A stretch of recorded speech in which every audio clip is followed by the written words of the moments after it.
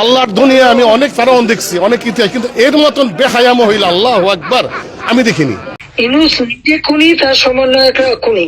আমি যে কথাগুলি বলি রাখো, তোমরা রেকর্ড করে রাখো, তোমরা প্রতারক, আমার আপত্তি নেই। হাসিনা আপা এবার থামেন।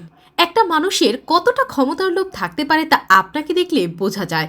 ছাত্র জনতার হাতে মার খেয়ে মরার ভয়ে দুই বোন ভারতে পালিয়ে গিয়ে 6 মাস লাপাত্তা থাকার পর জাতির উদ্দেশ্যে 52 মিনিটের ভাষণ দিলেন, কিন্তু তাতে 30 মিনিট শুধু নিজের আর বাবার গুণগান। অথচ এই সময়ে ছাত্র জনতার রাস্তায় জীবন দিল, গুম খুন নিপীড়ন চলল, কিন্তু একটা বাক্য অনুশোচনার জন্য ব্যয় করার প্রয়োজন মনে হলো না।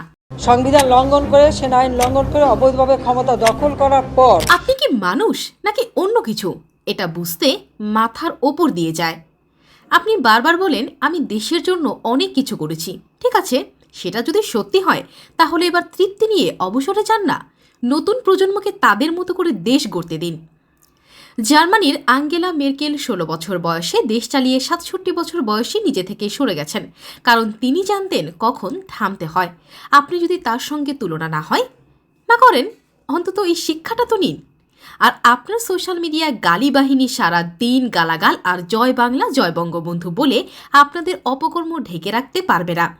এই বিএনপি জামালশির বান্দির ফোলারা এত ফাল পারিস না, আমাদের শেখ হাসিনা বাগতে পারে, আমরা এখনো বাগি নাই।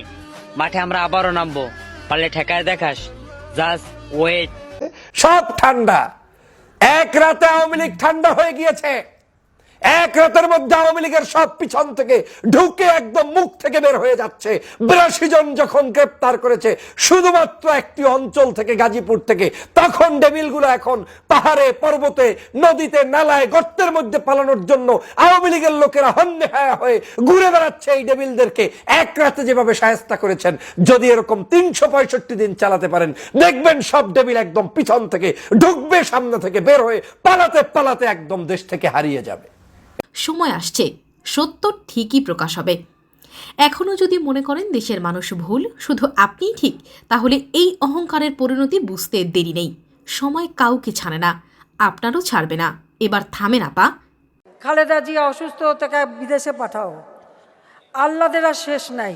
ওনার ভাবভঙ্গি কথাবার্তা দেখে মনে হচ্ছে যে উনি এখনো ক্ষমতায় আছে, একটু বেড়াতে গেছে, আসবে এখনই, আইসা নিয়ে সবাইকে নাম ধরে ধরে ধরবে এবং ফাঁসিতে ঝোলাবে। সবাই ভালো থাকবেন, বাংলা বার্তার সাথেই থাকবেন। আল্লাহ হাফেজ।